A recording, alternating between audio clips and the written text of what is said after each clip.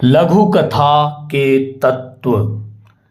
लघु कथा या शॉर्ट स्टोरी में कई तत्व होते हैं जो इसे रोचक और अर्थपूर्ण बनाते हैं। कुछ प्रमुख तत्व जो लघु कथा में प्रमुखता से पाए जाते हैं वे इस प्रकार हैं। पहला, पात्र। लघु कथा में पात्र वे व्यक्ति या जीव होते हैं जो कहानी में भूमिका निभाते हैं। पात्रों का चरित्र होता है और उनका चित्रण लघु कथाकार अपनी शैली में करता है। दूसरा, कथानक। लघु कथा का कथानक अर्थात कथावस्तु अर्थात स्टोरी वह मुख्य घटना या परिस्थिति होती है जो पात्रों के जीवन में घटित होती है। तीसरा, संघर्ष। लघु कथा में संघर्ष वह चुनौती या समस्या होती है जिसका सामना पात्र करते हैं। चौथा, मोड़। लघु कथा में मोड़ वह बिंदु होता है जहां कहानी की दिशा बदलती है। इसे लघु कथा का टर्निंग पॉइंट भी कहा जाता है। पांचवा तत्व, समाधान। लघु कथा का समाधान वह निष्कर्ष होता है जो संघर्ष के बाद आता है। छठा, स्थल और समय। लघु कथा का स्थल और समय वह वातावरण और अवधि होती है जिसमें कहानी घटित होती है। सातवां, विषय। लघु कथा का विषय वह मुख्य विचार या संदेश होता है जो लेखक पाठकों तक पहुंचाना चाहता है। इन तत्वों के संयोजन से लघु कथा बनती है जो पाठकों को आकर्षित करती है और उन्हें एक नए अनुभव से गुजरने का अवसर प्रदान करती है। लघु कथा की विशेषता है कि यह संक्षिप्त और प्रभावशाली होती है जिसमें लेखक सीमित शब्दों में एक पूरी कहानी को प्रस्तुत करता है। लघु कथा वह कहानी होती है जिसमें कहानी का पूर्ण विकसित विषय, भाग और घटक होते हैं, लेकिन यह उपन्यास से बहुत छोटी होती है। ये तत्व हैं सेटिंग, कथानक, पात्र, संघर्ष और विषय। कहानी कब और कहाँ घटित होती है इसे सेटिंग कहा जाता है। कहानी की सीमित लंबाई के कारण लघु कथाओं की सेटिंग आमतौर पर एक क्षेत्र या स्थान पर होती है। लघु कथा, पुनः हम पुनरावृत्ति करें, क्या है लघु कथा? सबसे पहले एक छोटी कहानी क्या है? इसका उत्तर बहुत ही स्पष्ट लग सकता है, लेकिन एक छोटी कहानी वह कहानी होती है जो छोटी और सटीक हो। आमतौर पर छोटी कहानियों में ये शामिल होते हैं एक मुख्य पात्र और संभवतः कुछ छोटे अन्य पात्र, एक प्रमुख संघर्ष, केवल कुछ घटनाएं।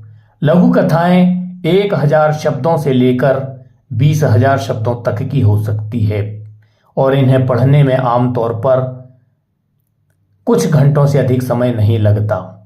यद्यपि कुछ मिनट की ही लघु कथाएं सर्वप्रचलित हैं। अब जब आप जानते हैं कि लघु कथा क्या है तो अब समय है उन 5 तत्वों पर चर्चा करने का जो सभी अच्छी लघु कथाओं में होते हैं। पात्र, परिवेश, कथानक, संघर्ष और विषय वस्तु। लघु कथाएं और पात्र। जैसा कि बताया गया है, लघु कथाओं में आमतौर पर एक मुख्य पात्र होता है। वे उस मुख्य पात्र का बारीकी से अनुसरण करते हैं। कुछ लघु कथाओं में अन्य छोटे पात्र भी शामिल हो सकते हैं। एक नियम के रूप में लघु कथाएं चरित्र विकास पर ज्यादा समय नहीं बिताती हैं या प्रत्येक पात्र की प्रेरणाओं और विकास को अच्छी तरह से समझाती नहीं हैं। एडगर एलन पो की द टेल टेल हार्ट एक छोटी कहानी का बेहतरीन उदाहरण है जिसमें एक मुख्य पात्र और कुछ छोटे अन्य पात्र हैं। पो की कहानी में एक अनाम कथावाचक है जो अपने दृष्टिकोण से घटनाओं के बारे में बात करता है। यह कथावाचक के बारे में केवल सबसे महत्वपूर्ण जानकारी पर केंद्रित है। इस बीच पाठक छोटे पात्रों के बारे में बहुत कम जानते हैं, जिसमें एक बूढ़ा आदमी, पाठक को बस इतना पता है कि वह मर चुका है और उसकी एक डरावनी नीली आंख थी, और कई पुलिस अधिकारी शामिल हैं जो कथावाचक की जांच करते हैं। लघु कथाएं और सेटिंग। लघु कथा का दूसरा महत्वपूर्ण तत्व है सेटिंग। दूसरे शब्दों में कहानी कब और कहां घटित होती है। सेटिंग पाठक को संदर्भ प्रदान करने में मदद करती है। मुख्य पात्र एक निश्चित तरीके से क्यों व्यवहार कर रहा है या बोल रहा है। सेटिंग समग्र स्वर में कैसे योगदान देती है। लघु कथा की सेटिंग पाठक के लिए स्पष्ट होनी चाहिए। मार्क ट्वेन की लघु कहानी the celebrated jumping frog of Calaveras County 1800 के दशक में अमेरिकी पश्चिम में घटित होती है। सेटिंग पाठक के लिए संदर्भ बनाने में मदद करती है। मुख्य पात्र पूर्वी तट पर अपना घर छोड़ देता है और अपना भाग्य तलाशने के लिए खनन शहर में चला जाता है। यह जानकारी पात्रों के व्यवहार के तरीके के बारे में कुछ जानकारी देती है और कहानी को एक लोकगीत जैसा माहौल देती है। लघु कथाएं और कथानक।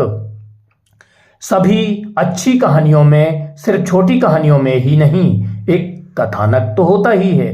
कथानक कहानी में होने वाली सभी अलग अलग घटनाओं से बनता है। अगर आपने कभी किसी किताब के अंदर कवर या पीछे के हिस्से को पढ़ा है तो उसमें आमतौर पर आपको कहानी के बारे में एक संक्षिप्त विवरण मिलता है। यह कथानक का हिस्सा है। उदाहरण के लिए W. जैकब्स की द मंकीज पा की कहानी को ही लें। कहानी तब शुरू होती है जब सार्जेंट मेजर मॉरिस भारत से लौटते हैं और अपने दोस्तों व्हाइट परिवार से मिलने जाते हैं। शराब पीते समय मॉरिस बताते हैं कि उनके पास एक रहस्यमयी बंदर का पंजा है जो 3 इच्छाएं पूरी कर सकता है, लेकिन मालिक सावधान रहे, बंदर का पंजा पूरी बुरी खबर है। मॉरिस इसे जलाने का फैसला करता है, लेकिन मिस्टर व्हाइट इसे चिमनी से छीन लेते हैं। एक इच्छा पूरी करने के लिए दृढ़ संकल्पित होते हैं। मॉरिस की सलाह के बावजूद मिस्टर व्हाइट इसे अपने पास रखना चाहते हैं और खुद के लिए इसका इस्तेमाल करना चाहते हैं। मॉरिस के जाने के बाद व्हाइट के बेटे हर्बर्ट ने अपने पिता को 200 पाउंड ब्रिटिश डॉलर के बराबर की इच्छा रखने का सुझाव दिया। मिस्टर व्हाइट अपनी इच्छा पूरी करते हैं और बंदर का पंजा उनके हाथ में हिलता है, लेकिन कुछ और नहीं होता। अगले दिन एक आदमी दरवाजे पर आता है और मिस्टर और मिसेज व्हाइट को बताता है कि हर्बर्ट की नौकरी के दौरान मृत्यु हो गई है और उनकी कंपनी उनके परिवार को उनके नुकसान के लिए 200 पाउंड का भुगतान करेगी। बहरहाल लघु कथा के अंत में निष्कर्ष के रूप में मैं यह कहना चाहूंगा कि लघु कथा बड़ी तीव्रता से उपसंहार की ओर जाती है। इसका कथानक सुगठित होता है, पात्र संख्या बिल्कुल सीमित होती है, शब्द संख्या सीमित होती है और पाठक या श्रोता के पास अल्प समय होता है पढ़ने या सुनने का। इसलिए लघु कथा का प्रचलन दिन ब दिन बढ़ रहा है। लघु कथा की स्टोरी या कथानक या कथा वस्तु बड़ी तीव्रता से उपसंहार की ओर सुगठित कथानक को लेकर चलता है और पाठक या श्रोता के जिज्ञासा को त्वरित समाधान देता है। प्रस्तुति प्रोफेसर डॉक्टर राजेश कुमार ठाकुर, नैनपुर जिला, मंडला, मध्य प्रदेश, भारत। शुक्रिया, धन्यवाद।